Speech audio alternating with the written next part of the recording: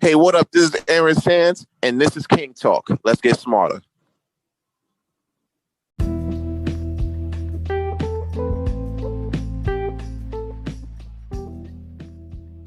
King Talk, yeah, that's me. It's your boy, Aaron Sands. Welcome you to yet another episode of King Talk. What's going on? It's been a little bit of a week. I had to take a mental break. A lot has went down these past couple of weeks. So I had to take a little mental break. But I'm back. We back. And we're here. How are you? How was your weeks? Hopefully you've been doing good. If not, hopefully this pod can, cheer you up. But this might be a little bit of a tough one to do so. As you see by the cover, you already know where I'm at. You already know I'm going to give it up. It's going to be This Is America type podcast, but it's going to be the King Talk edition. Usually I do it with my bros, Ken, Roddy, long live to Chief Mally Mal, waiting for the new season of King Talk. Check that out. Shameless plug. But this is going to be a little different vibe. I'm going to go at this one alone. But before we get into that, I know it's been a few weeks and I know there's some things we got to catch up on. And it's been a lot of somber news in the world of music and also in social media. So we going to, touch on that for a little bit real quick. Just to get this part out the way real quick. We're going to dedicate this episode real quick to the following people that we lost over the course of, past couple of weeks. We're going to dedicate this one to DMX. We're going to dedicate this one to Black Rob. And yes, even going to dedicate this one to Welven Da Great. You know what I'm saying? Can start off first with DMX. What can I say, man? Like, it's crazy when you see certain things, as you know, he passed away a couple weeks ago. They say there's a drug overdose and everything like that. There were some cases where some people were also talking about where the COVID vaccine was, also a factor in that as well. I'm a fan of conspiracy theories, but I'm like, that one's a bit of a stretch Armstrong for me. You know what I'm saying? Also, I heard where it also was like a heart-related situation. So, I'm like, that kind of hits home for me because, that was a thing with, my family and everything like that with my sister and everything. So that one kind of hit. It was a little personal for me. You feel me? When it came down to everything when I found out the news for it, it was just kind of crazy because, when you see him on podcasts like Drink Champs, you see him in the studio and, he doesn't seem like he was like struggling or anything like that. Like he was trying to get back to his best life. You know what I'm saying? So when you see that, and then you get to hear, it's just real shocking, you know what I'm saying? Sometimes in life, we try to run from our problems and shit, and sometimes our problems run faster. You know what I'm saying? And it always tends to catch up.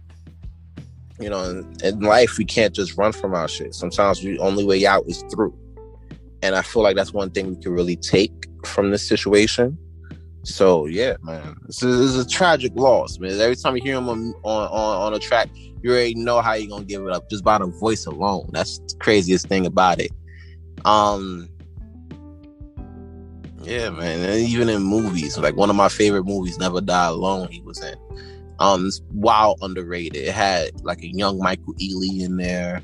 The daughter from The Parenthood, forgot her name, but she was in there as well. You know what I'm saying? Like, it's a lot of people, but he was even dope in that as well. But music is what got me. You know what I'm saying? So as you've seen on how we opened up this one, this one today. So, this is a tough loss.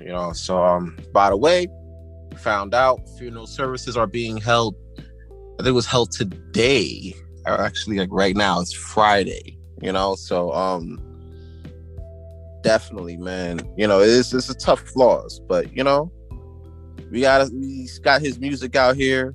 So we celebrating life. We celebrating his life through his music. And speaking of celebrating life through music, also dedicating this episode to Black Rob, man. He passed away maybe like a week after. DMX passed away.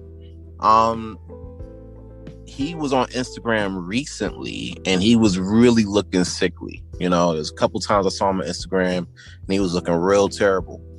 And come to find out, he had a few strokes over the course of time. You know, so that was really a big thing that definitely played a factor, you know, in his passing. That type of news, that's still fresh, but from what I'm finding, what I'm like, as I'm reading, what I'm looking up right now, and we've been finding out, Diddy is also trying to chime in and help pay for the funeral, which I find fucking crazy. Because honestly, we gonna keep it a buck real quick, and it's probably gonna lead into, like, you know, the B side of this podcast. But yeah, that he's still trash for how he handled not only Black Rob's but G-Dep's and the whole special delivery team shit. You know what I'm saying? Like, I wouldn't say stole, but kept mad money from these dudes, bro. Left them destitute. You know, G-Dep goes out and commit murder and then turns himself in because he felt he fucked up. You know what I'm saying? He felt fucked up about it. Lou ended up doing like a 17-year bid. Black Rob out here looking flabby and sick. You know what I'm saying? Like, shit is trash. Shine takes the rap from him for that Club New York shit that involved J-Lo, and then he ends up getting deported and sent back to Belize. But he's doing good though. He's like a congressman out there now, so it's kind of, you know, it's late. So I feel like I feel like it's not, people talk about, oh, did he help pay for his funeral? No, my guy. Black Rob is paying for his own funeral because Diddy's using probably his royalties. You know what I'm saying? It makes no sense for people to be left out like that. And then now when in passing, you know, now you want to be able to be like, oh, let's go do this. Give people their flowers while they're here. That's one thing I could take. That's the thing I could take away from this situation. Give people their flowers while they're here. Because this shit is, I always tell you guys, this shit is limited. This is not a dress rehearsal. If you get it or not, you know?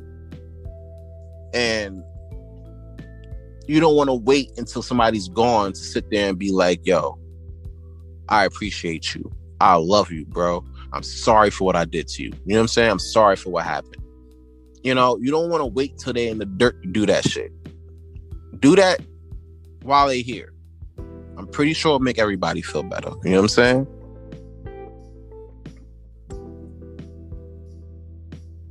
And then I was on Facebook and I found out Welven Da Great passed. And I'm like, wait a minute, when did this happen? The one thing I could take away from this situation is you gotta really watch who you have in your circle. Me personally, taking a page out of my book, I really do try to keep my circle small. I know it may look like I hang out with a lot of people, but I really had the same friends I had since high school. Circle's really small. You know what I'm saying? I don't trust a lot of people. I got trust issues. Don't blame me, blame my past.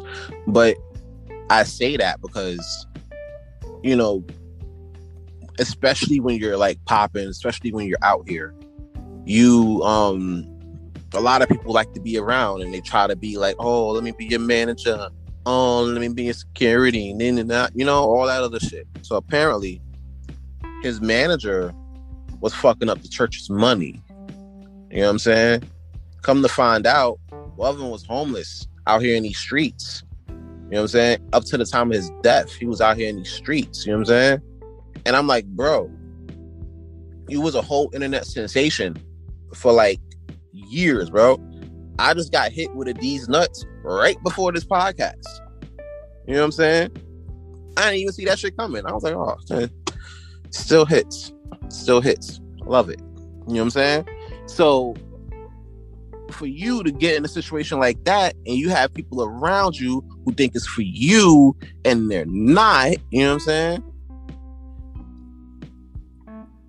It makes the whole, it fucks up the whole plate. You know what I'm saying? It fucks up the whole plate. And I hate it had to be him to go through that shit because he was autistic and everything like that, you know? And I feel like they took advantage of that situation because of his autism, and that's a shitty thing to do. You know what I'm saying? You're already dealing, you're already behind the 8 ball, you know what I'm saying, in life, you know what I'm saying? Like, it's, and not in all cases, but like in terms of like society and how people, you know what I'm saying, how people see you. You're already behind the 8 ball in that. Let me rephrase. My apologies. Try not to be canceled before the end of the first season. So you behind in that social aspect of life and everything like that. And the problem with it is people see that and they take advantage. And I feel like you gotta be a trash ass person, bro. You gotta be a trash motherfucker to be like, yo, I see this dude, oh, he popping. He ain't gonna know if I sit there and snake him for like a couple tens of thousands of racks. You know what I'm saying? Like, come on, bro. And it just reminds me, like, even though, like, people will say the world's getting better comparable to, how it was back in the day. I'm like, nah, we still the same, but shit is more public. Shit is more televised. You know what I'm saying? People, you had stars that probably been jacked for their contracts or for their bread for years, and we wouldn't know until like later when they write about it in like a tell-all, and then we gotta go to fucking Barnes and Noble to read the shit, or in a movie. You know what I'm saying? And then we gotta pay to see how you got played back in like 1976 and shit. You know what I'm saying? Like, that's the only difference. We get to see it in real time. You know what I'm saying? Everybody got a camera. Everybody got the internet. So it's tough. So it's a fucked up situation, man. And, watching it makes me look at life like, all right, this shit ain't promised. You gotta make sure you love the ones you have right now, because you don't know how long, you don't know how long. Speaking of that, when we come back from break, we getting into the main event topic, King Talk topic of the week. Derek Chauvin, man. He had that shock face. Y'all seen it. I seen it. Man was found guilty, but we still got more work to do. It's King Talk. It's your boy Aaron Sands. Enjoy the next track. It's you, Black Rob. You already know what it is.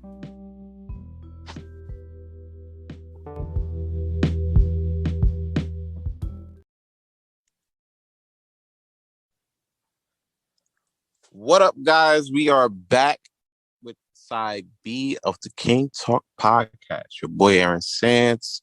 And yes, this is America. Sometimes we get like little victories, but then we still have a lot of work to do. You know what I'm saying? This is one of them. This is one of those times. So you already know, unless you've been living under a rock or under a mountain, trial of Derek Chauvin was, it got concluded this week, and they found him guilty. All 3 charges. Honestly, I was shocked. Still shocked, actually. I didn't even cover really the trial on this podcast because honestly, I felt personally, I knew where this was going to go. I thought I knew where this was going to go. So that's why I wasn't even talking about it. I didn't even mention it. But when I saw that, I was at work. When I caught it, I'm like, shit, like really? And I feel like me and him had the same face for like a second.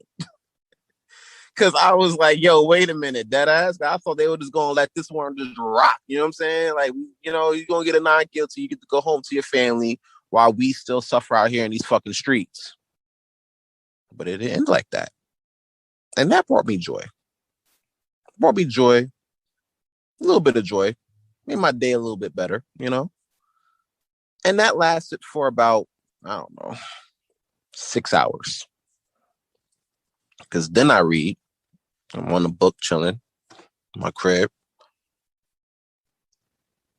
I'm watching social media and I'm reading Ma'Khia Bryant getting shot 4 times by a cop. Yet again. And it really brought back something. And shout out to Long Live the Chief, Molly on this one. He said this on the episode on Primo Boy podcast last season. He was like, no matter what changes, we still gonna get shot by cops. no matter what victories we may get. And I hate to say when other people are right. As a Leo, that's just me. I hate to say when other people are right, but yeah, like we felt like we gained a slight victory, and for once we could just be like, oh yeah, we got that one, just to sit there and get caught up again. And now we do this again, and it's okay. I feel like that's cool because the work is never done. You know what I'm saying? Biden's out trying to pass the George Floyd Act, where they end qualified immunity for cops across America, which is cool. It's a start, but still there's so much more work we have to do. For me to sit here at home and watch a 16-year-old girl get shot on social media from the cops after she called for help, you know what I'm saying? I'm like, bro, this is exactly why, even just I don't know anybody else's household, but in my household, I'm not calling cops. We're not doing that. You call the cops in my house, I'm smacking shit out you. Because now I feel you want people to die. Because honestly, from what I've been seeing over these past years, that's literally what happens. You know what I'm saying? So it's like, you can't tell me, right, that you could sit there and take a white dude. I saw this shit on social media today. A white dude was getting, they were trying to de-escalate the situation with a white dude. They were talking to him calm. Everything was all good until dude stabs the cop in the neck. Right? He stabs the cop in the neck, and the cop is still able to detain the dude and arrest him and de-escalate the situation. So you're going to tell me that you could do that there, but then when you pull up to two teams fighting, and yeah, I understand she had a knife and everything like that, but you mean to tell me you couldn't de-escalate that? You just had to pull out your gun off rip and start blasting like a fucking gang member, bro. And now I know I'm going to get people saying, oh, but if that was your daughter getting stabbed, what would you do? Bro, I would want the cop to still detain the person. First of all, if it was, like I said before, it was my household, I ain't calling no cops. We fucking this girl, we ride on this girl tonight. And then we might call the cops, depending on how we feel about it. But first things first, me and my bae, we ride on that hoe at dawn, bitch. You already know what it is. So you talk, some people feel like, I bet call the cops. Maybe, they could try she could try to still detain her. You know what I'm saying? Detain her. And the crazy part about it is, I bet, yeah. Oh, but, what would you have done? You had to go. But like, bro, what about a taser? Every time people tell me, oh, what can you do? Where you could have like shot her or whatever. I'm like, bro, taser. Every time somebody say, oh, well, if that was your daughter, like, bro, taser. He could have tased her. But then again, he probably would have got that shit confused with a gun anyway. Like that Kim Potter bitch out in Ohio. By the way, in the words of Goldberg, bitch, you next. Fuck out of here. You know what I'm saying? We ride on your ass at dawn too. Your ass is next.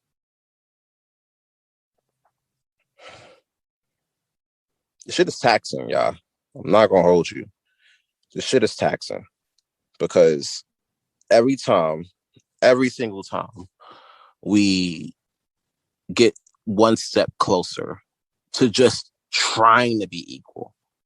You know what I'm saying? Not even actual equality, just the effort to, you know what I'm saying? We get set back 50 fucking steps. You know what I'm saying?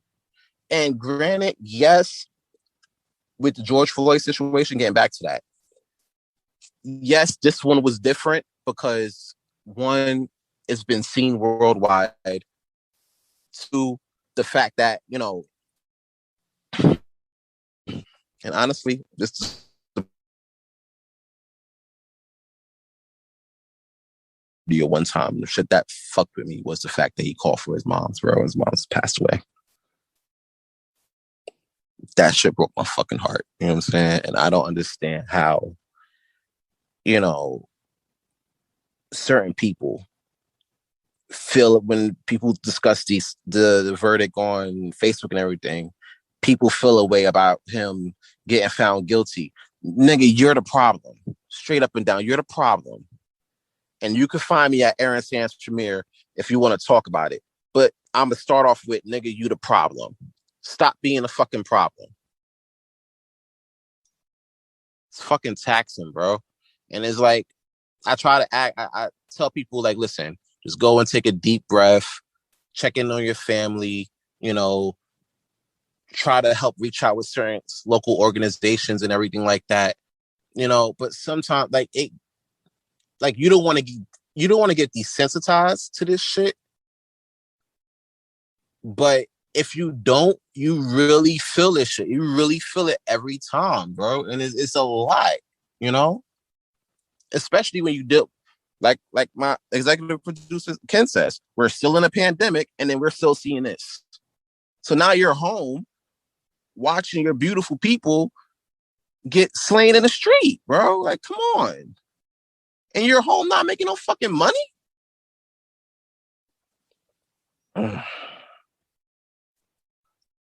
All I can tell y'all is this, bro, honestly. I'll give y'all the 3 Ps real quick. Pray, protect, provide. Pray for your people. Make sure they all right. Protect your family. Protect your loved ones at all costs. And provide for them no matter what. Because, like I said at the top of this shit ain't promised to us. You know what I'm saying? And the more you see this shit, you think the more the possibility of it changing, the more it stays the same. And honestly, me personally, fucking tired, bro. Honestly, I'm so fucking tired of this shit. And I'm like, I'm just fucking done, bro. Fuck this shit, man.